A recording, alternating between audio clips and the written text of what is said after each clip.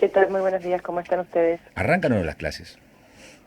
Bueno, depende de la facultad, el momento, la semana que toque y la situación que se debata en las asambleas de ADUNC en esta semana y Te la que cambio la viene, pregunta ¿no? entonces. ¿Cómo está la discusión salarial que podría dar pie al inicio del ciclo lectivo con medidas de fuerza? Bueno, estamos en una situación donde no está cerrada la paritaria 2022, donde todavía estamos detrás de la inflación respecto del cálculo anual que hicimos hasta el mes de diciembre. ¿En cuanto a ese atraso respecto del IPC? Mira, tenemos dos problemas, digamos. Un primer problema es que como fuimos perdiendo mes a mes, tenemos acumulado una pérdida de casi un salario completo de cualquier categoría y dedicación, es decir, el docente que cobraba 150.000 pesos acumuló en el año un atraso de 150.000 pesos, es decir, perdió un salario de 150.000 pesos, el que cobraba 250.000 pesos perdió un salario de 250.000 pesos. Esa es la pérdida que se fue acumulando mes a mes, porque en ningún mes le ganamos a la inflación durante el 2022. Otro cálculo es el que se hace con los porcentajes. Claro, al final de la vuelta, nosotros tenemos durante el 2022 hubo un aumento del 86%, mientras que la inflación estaba, digamos, terminó en 94.8. Recién ahora, a principios de año, nos agregaron un 2% en enero, un 4% en febrero y un 2% en marzo. Es decir, que recién en abril vamos a alcanzar el 94%, o sea, todavía por debajo de la inflación del 2022, pero recién en abril, es decir, un año y 4 meses de paritaria. Entonces, eso es 2022. Pero además, todavía no empezó la discusión salarial del 2023, digamos, todavía no hay convocatoria, no Ahora, hay ¿y ofertas. qué pasó en el medio, Micaela? ¿Qué se vive como una frustración gremial, digamos, el no haber ni siquiera empatado a la inflación? Digamos, durante el 2022, que van a estar en abril los docentes universitarios para recuperar quizás los porcentajes que se acerquen al IPC del 2022. ¿Se vive así o se vive como la frustración de un gobierno nacional que no atiende la demanda del sector universitario? No, se entiende como parte de un plan más general que tiene que ver con cumplir las metas del Fondo Monetario Internacional. Esto claramente es así. Nosotros somos empleados del Estado Nacional, no solo somos empleados del Estado Nacional, sino que además somos el sector más grande de empleados del Estado Nacional. Incidimos en términos salariales en el presupuesto de las universidades en un 95%. Es decir, el 95% de los presupuestos de las universidades lo constituyen los salarios docentes y no docentes. Bueno, dentro de ese presupuesto nacional que, digamos, hubo que ir retocándolo para que se equilibren las cuentas fiscales, es decir, se achique el gasto público. Bueno, una manera tenía que ver con las masas salariales, ¿no? En el Estado Nacional no hay tantas masas salariales, pero bueno, la de las universidades es la más grande. Por lo tanto, claramente haber ajustado por inflación los salarios del personal de las universidades nacionales fue la forma de achicar los presupuestos de las universidades y el presupuesto nacional, y con eso equilibrar un poco la balanza bueno, que necesitaba mostrarle al Fondo Monetario que una de las metas, que era la del gasto público, se cumplía en 2022, digamos.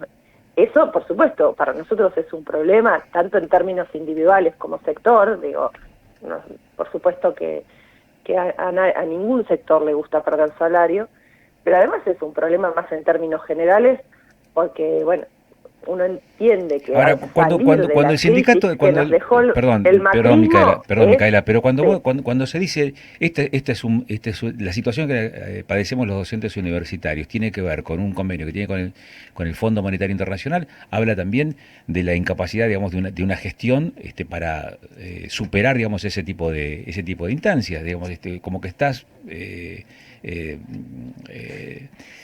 ¿cómo te diría? Sacándole la responsabilidad a la gestión respecto a este atraso salarial de los docentes universitarios.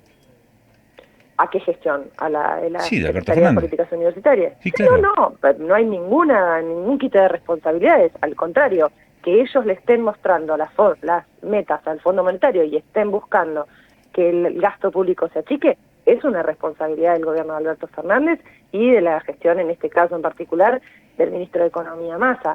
Eso no es quitar responsabilidad, es explicar el por qué, en todo caso, el gobierno de Alberto Fernández hace esto. Y nosotros decimos, bueno, en términos sectoriales es un problema, pero además porque para que la Argentina salga de la crisis, del endeudamiento en el que nos dejó el macrismo, justamente hay que apostar al sistema universitario, al sistema científico-tecnológico.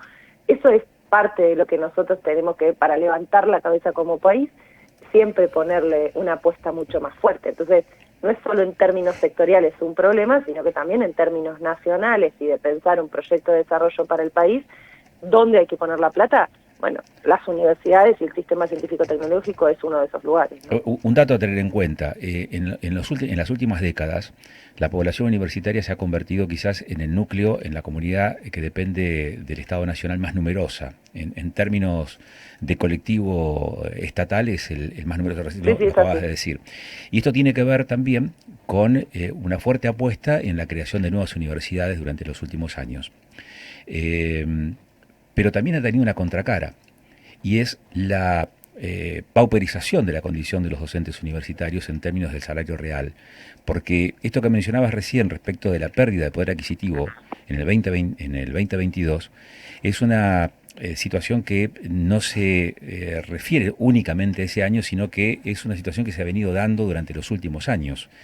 Así como han crecido las universidades, el número de universidades, y ha crecido la comunidad universitaria, también ha incidido en los últimos tiempos en la condición salarial de los docentes universitarios. Es decir, hubo una apuesta para más universidades, pero al mismo tiempo hubo una depreciación del salario de los docentes. Y eso es de las últimas décadas, no solamente de los últimos años, Micaela.